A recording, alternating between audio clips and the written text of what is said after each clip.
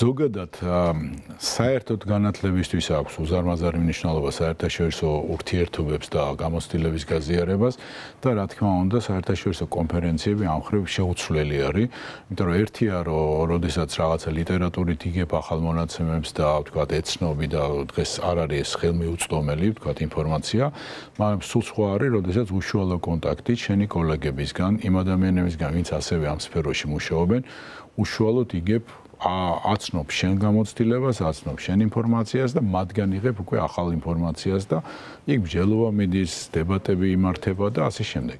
ეს ყოველთვის ძალიან მნიშვნელოვანია, შესაბამისად ჩვენ თბილისის სახელმწიფო სამედიცინო უნივერსიტეტი როგორც ლიდერი საქართველოში სამედიცინო განათლების უკვე წლების 10 წლეულობის განმავლობაში კვლავ აგრძელებს ამ ტრადიციას და მე სულ ვცდილობ რომ ჩემი რექტორობის პერიოდში კიდევ უფრო გავაძლიერო ამ მიმართულებით მუშაობა და რაც შეიძლება ძალიან მეტი საერთაშორისო კავშირების დავამყაროთ სხვადასხვა ქვეყნების სამედიცინო განათლებაში ჩართულ ინსტიტუციებთან და ჩვენ კოლეგებთან და ასევე გავმართოთ აი ესეთი დიდი ფორუმები და კონფერენციები.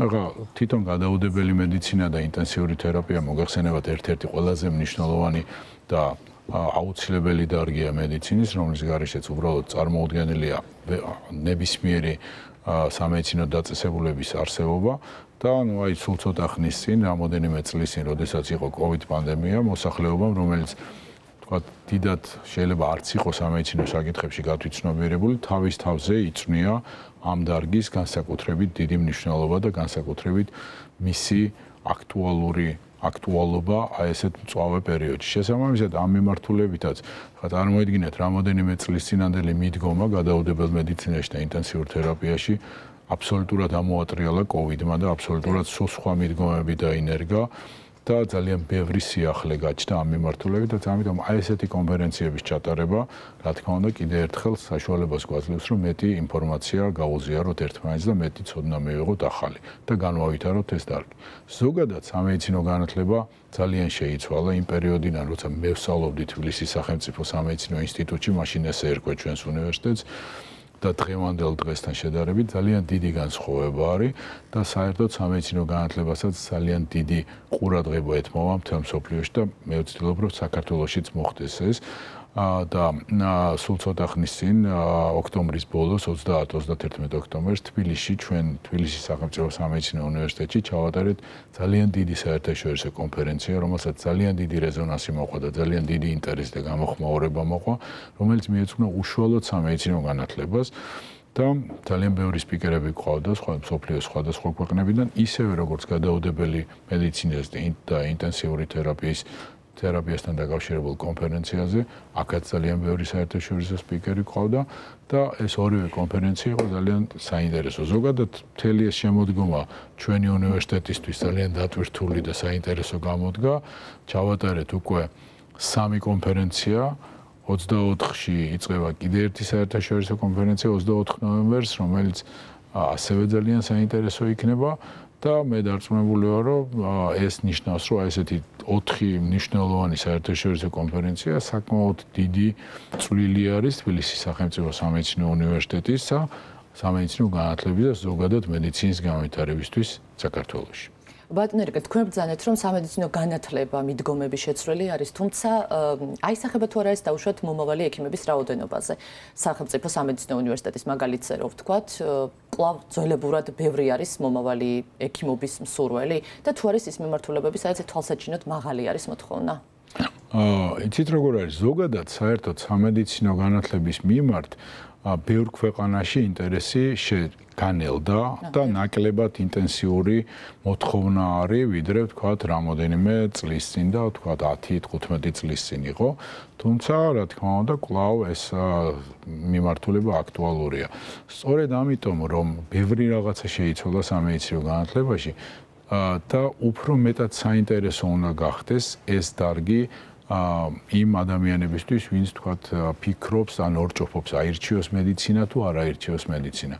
რომ მედიცინა არ არის ადვილად დასაუფლებელი პროფესია, საკმაოდ გრძელი გზა აქვს ახალგაზრდას გასავლელი, საკმაოდ გრძელი გზა უნდა გაიაროს, წარმოიდგინეთ 6 თუ თქვათ მედიცინაზე ვსაუბრობთ, იმიტომ რომ სხვადასხვა პროგრამებია ხო, რომელიც სამედიცინო განათლებას ეხება დაწყებული თქვათ საექცინო საქმინა და დამთავრებული თქვათ სტომატოლოგია, ფარმაცია,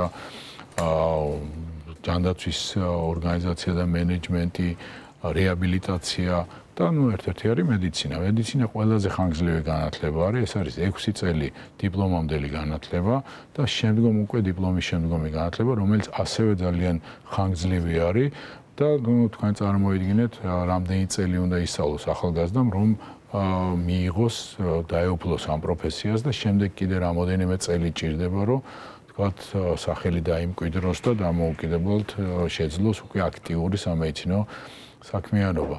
დღევანდელ მსოფლიოში, როდესაც ყველაფერი ძალიან დაჩქარებულია და ყველაფერი ძალიან მაღალ ტემპში მიმდინარეობს, ბევრი ახალგაზრდა თავს იკავებს ესეთი ხანგრძლივი გზისგან, რომელიც უნდა გაიაროს, სანამ დაეუფლება ამ პროფესიას და შეიძლება უფრო სწრაფად რაღაცა სხვა პროფესიას დაეუფლო და ზოგიერთი ესეც ფიქრობს. ამიტომ ჩვენ უნდა ვეცადოთ მაქსიმალურად, ჩვენ ვინც ვართ ჩართულები სამედიცინო განათლების სფეროში, რომ მაქსიმალურად მიმზიდველი გავხადოთ სამედიცინო განათლება ახალგაზრდებისთვის და აი მაგითი ვართ ზუსტად ახლა დაკავებული. თვითონ სამედიცინო განათლებაზე რო გითხრათ ორი სიტყვით, ხო? აი მაგალითად მე რო ვსწავლობდი სამედიცინო უნივერსიტეტში, მაშინ ცალ-ცალკე ამოგლეჯილად ისწავლებოდა რაღაც საგნები, რომელიც შეიძლება ახალგაზრდისთვის გაუგებარი იყო, რატო სწავლობდა ამ საგნებს და ვერ უკავშირდებდა აი ამ საგნის მნიშვნელობას უშუალოდ მომავალ პროფესიას. თანდათან ეს მიდგომა ძალიან შეიცვალა, დღეს აბსოლუტურად სხვანაირი მიდგომა და კიდევ უფრო მეტად ვცვლით ამ მიდგომას, რომ პირველივე კურსიდან, პირველივე სემესტრიდან, როდესაც ბავშვი იწყებს სწავლას, ახალგაზრდა სტუდენტი იწყებს სწავლას უნივერსიტეტში, ყველა საგნის მნიშვნელობა ბოლომდე გაათვითცნობიეროს და დაუკავშიროს უკვე იმ პროფესიას, რომელსაც ის უნდა დაეუფლოს. ეს იქნება მედიცინა, სტომატოლოგია თუ სხვადასხვა. ამას აქვს ძალიან დიდი მნიშვნელობა.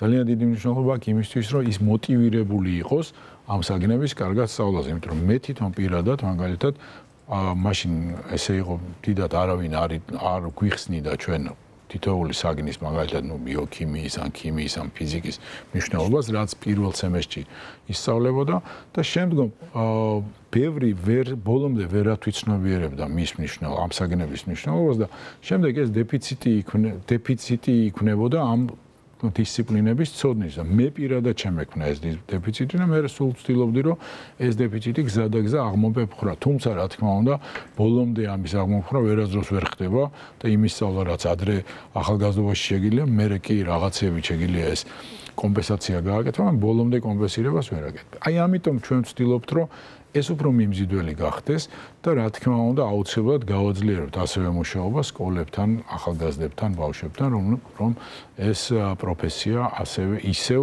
დავაინტერესოთ ექიმობით. ბატონო ირაკლი, როდესაც აი საუბრობთ რომ სწავლის პროცესი გახადოთ მიმზიდველი, აი აქ თუ არის გაათვალისწინებული პრაქტიკის გავლის შესაძლებლობა, ეს კლინიკური პრაქტიკის კომპონენტი თუ არის გათვალისწინებული ზოგადად სწავლების პროცესში და ეს რამდენად მნიშვნელოვანია? რა თქმა უნდა, ძალიან მნიშვნელოვანია ულაპარაკოთ და ეხლა მაგალითად შარშან განვახორციელეთ გარკვეული ცვლილებები თვითონ უნივერსიტეტში სწავლების დაგეგმვის საკითხში და პრაქტიკის და კლინიკაში ყოფნის ნაწილი კიდევ უფრო გავაძლიერეთ, რომ სტუდენტს, რომელიც ფაქტიურად რამოდენიმე წელიწადში ხდება ექიმი, მას მეტი საშუალება ქონდეს კლინიკაში ყოფნის. რა თქმა უნდა, ეს ძალიან მნიშვნელოვანია და ამ მიმართულებითაც ძალიან ბევრს მუშაობთ. რა არის ის მთავარი გამოწვევები მაინც აი კონკრეტულად რო დავასახელოთ, რაზეც განსაკუთრებით ბევრი სამუშაოა. იგივე, როდესაც საუბრობთ რომ მიმზიდველი გახდეს სასწავლო პროცესი, ვთქვათ, სტანდარტებთან შესაბამისობა, ტექნიკური აღჭურვა, უნივერსიტეტის სასწავლო გარემოსი, ლაბორატორიები, აი რა მხრივ არის უფრო მეტი გამოწვევა? ხო, ეს ყველაფერი თქვენად ჩამოთვალეთ, ყველაფერი გამოწვევა არის და რა თქმა უნდა, ყოველთვის ახალი ეტაპების დანერგვა და ახალი მეთოდების დანერგვა სწავლებაში ყოველთვის ახალი გამოწვევა არის. ხა მაგალითად შარშან და წელს დავიწყეთ გარკვეული ცვლილებების განხორციელება, რომელიც თავიდან ცოტა რთულად დაიწყო ამის დანერგვა, მაგრამ როდესაც სტუდენტები დღეს არიან ძალიან კმაყოფილი. ხა ვინც უკვე იწვნია თავის თავზე აი ეს ცვლილება, რომელიც ჩარშან განმოხორციელეთ სულ ძალიან მოკლე ხანში, უკვე ძალიან კმაყოფილები არიან. ანუ ეს ყველაფერი გამოწვევა, რა თქმა უნდა, ტექნიკური აღჭურვილობა ძალიან დიდი გამოწვევა არის, იმიტომ რომ დღეს არის იმის საშუალება, ხა მე რო ვსწავლობდი უნივერსიტეტში, სად იყო ამის ტექნიკური საშუალება არ იყო და ჩვენ ყველაფერს ერთმანეთზე ვსწავლობდით, დაწყებული პულსის გასინჯვიდან დამთავრებული მაგალითად სისხლის აღების აღებაში ან რაღაცა ნემსის გაკეთების ტრენინგით დამთავრებული. დღეს ყველაფერზე არის ფანტასტიკური მულიაჟები. მულიაჟებია, რომელიც არის მაღალ ტექნოლოგიური, საკმაოდ ძვირად ღირებული, მაგრამ საშუალებას გაძლევს, რომ სრული იმიტაცია გააკეთო კლინიკური მდგომარეობას და პრაქტიკულად უკვე როდესაც აი ამ სიმულაციურ ცენტრში გადის კარგად სწავლება სტუდენტი, ის აბსოლუტურად იმ გარემოს ეჩვევა და იმ სიტუაციის სრულად სიმულირებას ეჩვევა, რომელიც შეიძლება მას უკვე ცხოვრებაში კლინიკაში შეიძლება კი არა შეხვდება კლინიკაში. ამიტომ ამას ძალიან დიდი მნიშვნელობა აქვს, რომ უნივერსიტეტი ყოველთვის კარგად იყოს აღჭურვილი აი ამ თანამედროვე მაღალ ტექნოლოგიური სიმულაციური საშუალებებით. ასევე რა თქმა უნდა სხვა ტექნიკურ აღჭურვილ წიგნებს აქვს ძალიან დიდი მნიშვნელობა და ძალიან დიდი გამოწვევაა ჩვენთვის სახელმძღვანელოები, იმიტომ რომ სახელმძღვანელო სამედიცინაში ძალიან სწრაფად ძველდება ბჭყალებში, რა თქმა უნდა და სწრაფად საჭიროებს განახლებას. აი წეგან კოვიდი ვახსენებთ ცოტა ხნის წინ, ახლა წარმოედგინეთ კოვიდამდე არსებული სახელმძღვანელოები ინფექციური სნეულებების, რეანიმაციის ეპიდემიოლოგიის, კოვიდმა უცებ გადახაზა და თქვა, რომ ეს ყველაფერი უკვე დაძველებულია და ახლიდან არის დასაწერი.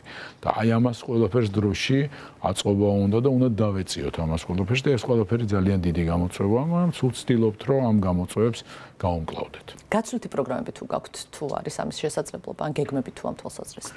კი, გვაქვს გაცვლით პროგრამებში ჩართულები ვართ, ჩვენი უნივერსიტეტი ჩართულია Erasmus Plus-ის გაცვლით პროგრამებში.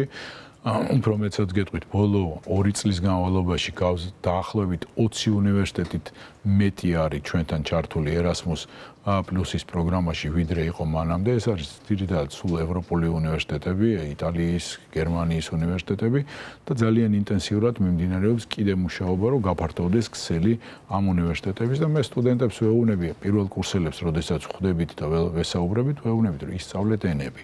ინგლისური ენა ძალიან კარგია და აუცილებელია და სამედიცინო განათლებისთვის ეს არის შეუცვლელი ენა, მაგრამ თუ გინდა მაგალითად რომ გასვლით პროგრამაში გერმანიაში მიიღო მონაწილეობა, გერმანული ენა უნდა იცოდე, იმიტომ რომ სხვანაირად პრაქტიკულ საქმიანობას გერმანიაში ვერ განახორციელებ.